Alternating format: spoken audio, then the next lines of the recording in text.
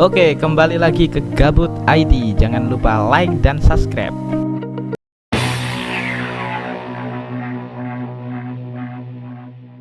Oke, kembali lagi ke Gabut IT. Jadi untuk pertemuan kali ini kita akan mengenal gambar vektor dan gambar bitmap. Jadi apa itu gambar vektor nanti akan dijelaskan secara detail dan secara terperinci.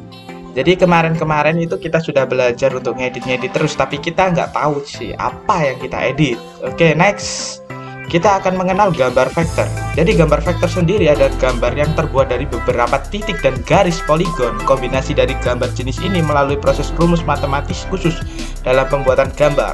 Sedangkan gambar bitmap sendiri adalah gambar yang terbentuknya dari banyak titik dengan campuran warna di dalam grafis yang ada pada komputer. Oke, ini adalah contoh gambar vektor dan gambar bitmap. Jadi kalau kalian pakai gambar vektor itu garisnya lurus banget, nggak ada pecah-pecah. Sedangkan gambar bitmap sendiri kan tadi udah dijelasin dari titik atau pixel. Jadi dia itu kalau diperbesar itu kotak-kotak. Nah, ada kotak-kotaknya gitu. Oke, next kita ke tools-tools yang akan digunakan untuk membuat gambar vektor. Jadi tools yang pertama ada Adobe Illustrator. Jadi Adobe Illustrator ini sudah umum banget ya di kalangan desainer. Jadi yang saya ambil adalah cuplikan-cuplikan dari tools yang sering digunakan oleh para ilustrator atau pembuat gambar vektor. Nah, tools Adobe Illustrator ini memiliki format namanya AI. Jadi kalian setiap bikin project, mungkin nama kalian gimana gitu, tek terus lalu titik belakangnya itu .ai. Oke, next. Ada yang software kedua, ini adalah Corel Draw. Corel Draw ini sering banget kita temui di kalangan desainer. Rata-ratanya di SMK juga banyak yang pakai tools Corel Draw. Tapi sayang, tool dua kali yang ada dua tadi, kayak Adobe Illustrator, Corel Draw itu rata-ratanya berbayar. Jadi kalian itu kalau pengen pakai tools ini kalian harus crack dulu lah.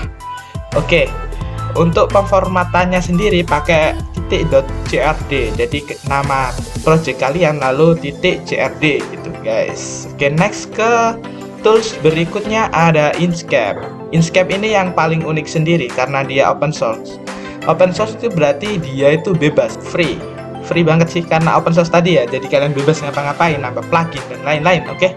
Terus untuk projectnya adalah nama project lalu .svg. Jadi setiap kalian bikin project gambar atau apa maka akan tersave otomatis menggunakan .svg.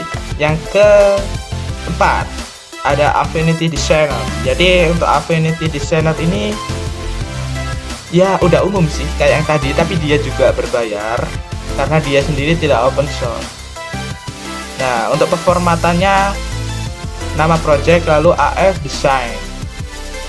Oke, next kita ke gambar bitmap. Jadi ini adalah software yang dipakai di gambar bitmap untuk memproseskan gambar bitmap loh ya. Ada Adobe Photoshop dan GIMP. Yuk, sebelum kita lebih dalam ke Adobe Photoshop dan GIMP, kita harus tahu biasanya format apa aja yang dipakai untuk membuat gambar bitmap. Nah, format yang paling umum biasanya ada yang biasanya dipakai untuk gambar bitmap itu ada .png, ada JPG dan ada GIF.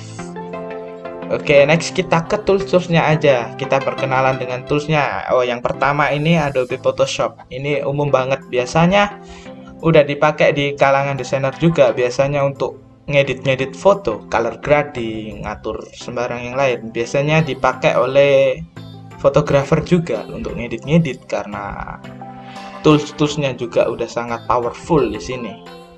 Oke, next ke aplikasi selanjutnya GIMP ya, spesial ini yang paling spesial dari yang tadi ya, Photoshop.